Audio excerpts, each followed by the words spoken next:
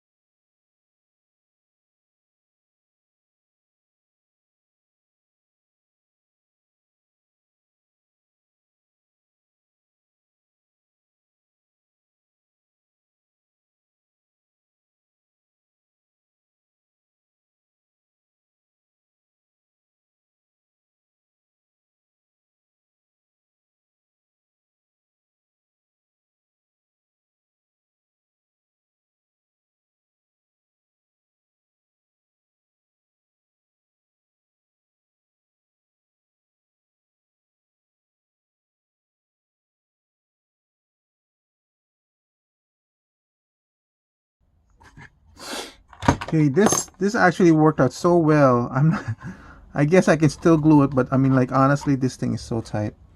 So what I've done, as you can see with my third or my plan B, C, I had to go and use the cutting wheel using my Dremel. Um, I didn't want to use that initially because it's a slower way of doing this, but it gives me the most control. So as you can see, there's a groove in there right now that deep. It doesn't even have to go all the way through the barrel. Technically, if you really want to, you could have just cut through all this thing because you only need to get it to this much. See where this cutoff is. I could have cut through all the way through here and then leave this solid, and that would have been fine. Because once I put in the disc anyway, that's going to be the stopper. I've already tested this. So I'm going to press this button that releases it, right? So, and as you can see, it's now in there pretty good. So, now I'm going to go ahead and put the end, or figure out how I'm going to do the end.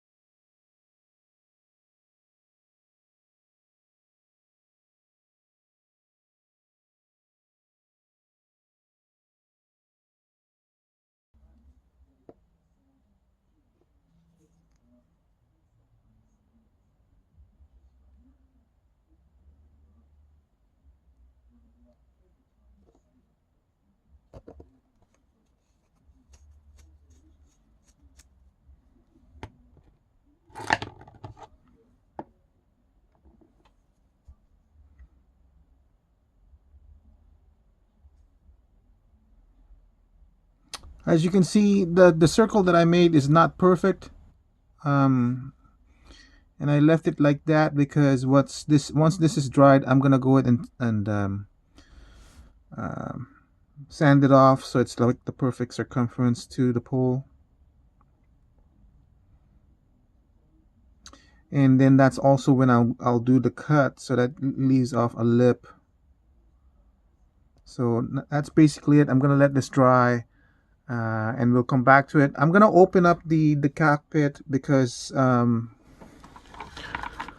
want to look at the interiors in this one, because this one I believe is stuck. This one's working well, and then I'll do a WD-40 in the springs. We'll come back to it and we'll open this up. Just gonna let this dry at this point.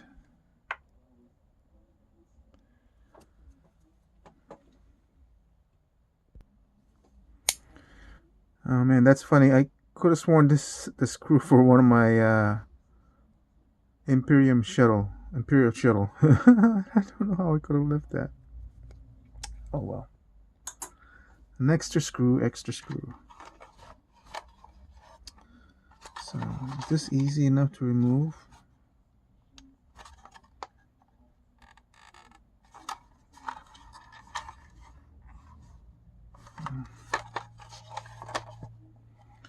So it looks like 6 screws. Leave that last.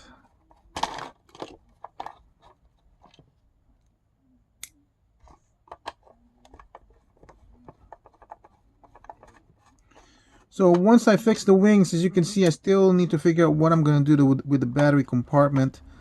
It's the bottom, so I wasn't planning on buying any other parts. $15, if I could retain the $15 price tag, that would be really good. I'm just afraid of that cockpit canopy, the doors. If I can do that. I was actually going through eBay to see if I can spot a cheap cockpit, and then I could just do that and replace it, but replace this. I'm still looking and see what happens, but in the meantime, let me see what's going on, because I really don't need the motor in this one, so I do kind of prefer it with just the circle, but we'll see.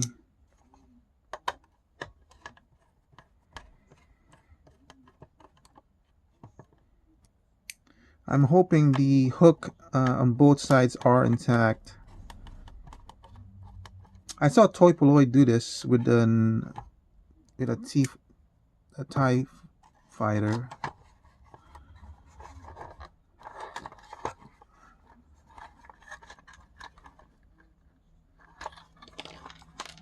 There goes the last spring.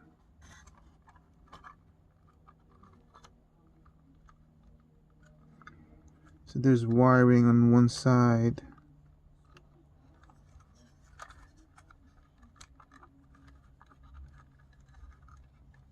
It's gonna cause a problemo. So it's a cool thing that Toy Polloi does this, because obviously, like, this one fell off, so if I have any problems, I can always refer to his videos on how it's supposed to connect. I'm gonna carefully move this off to the side over here. And they say, like, it's just a matter of moving it like back and forth. I've never even tried the motor in this one, so I don't know if it works or not. So here's the interior. Here's the spring that goes in here. This basically goes in here. So the cool thing is mine is intact, as you can see. And that's the thing that holds it.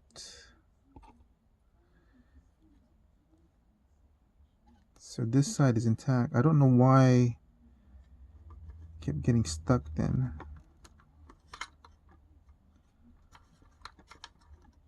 And that's the lever. So that side's intact. It goes in there, and then we'll inspect this one. This one's also intact.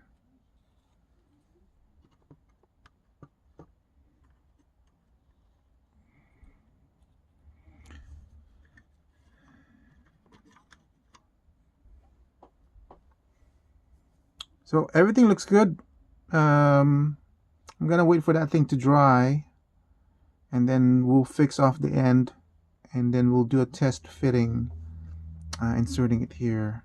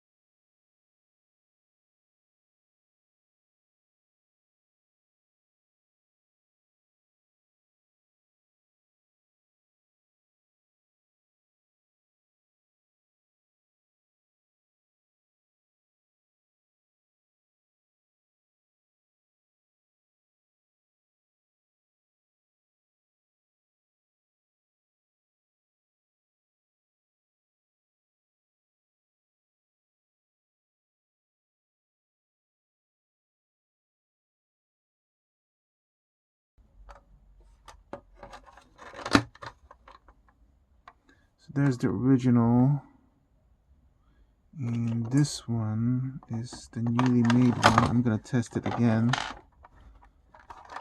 I have to lift this up before I can push this in, and yep, it's connecting good.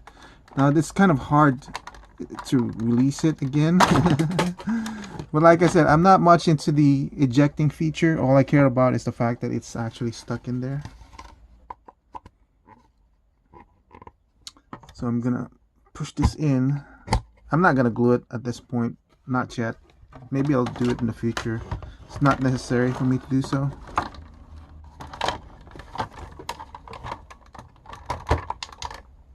And so there it is. It's pretty much stuck in there. I don't know what's causing this gap. It's got to be something to do with the teeth it's biting in. I can probably fix it by adding some sort of plastic on the inside of the teeth, but it does the same exact thing on my copy. But yeah, it's stuck in there. This one still ejects a little bit. This one, not so much. But that's good enough. I mean, honestly, like I said, initially all I wanted to do was just, I could probably just glue this in and I'd be happy with it.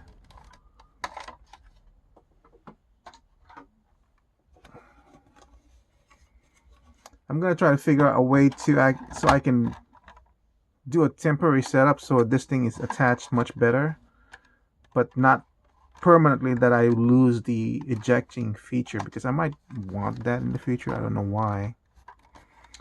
That's basically it on how to fix how I did the fix on the Tie Interceptor.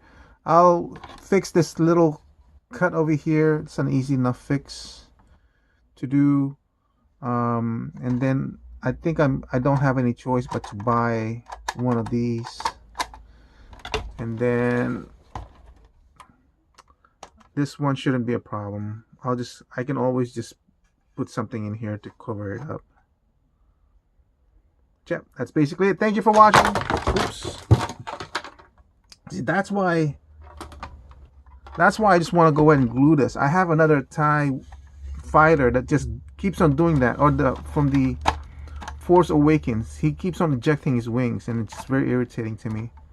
That's why sometimes I just want to go ahead and glue it to get rid of myself. It's $15 is what I got it for. Which is not bad. I just the one interceptor, I've been searching for a Tie Interceptor for the longest time.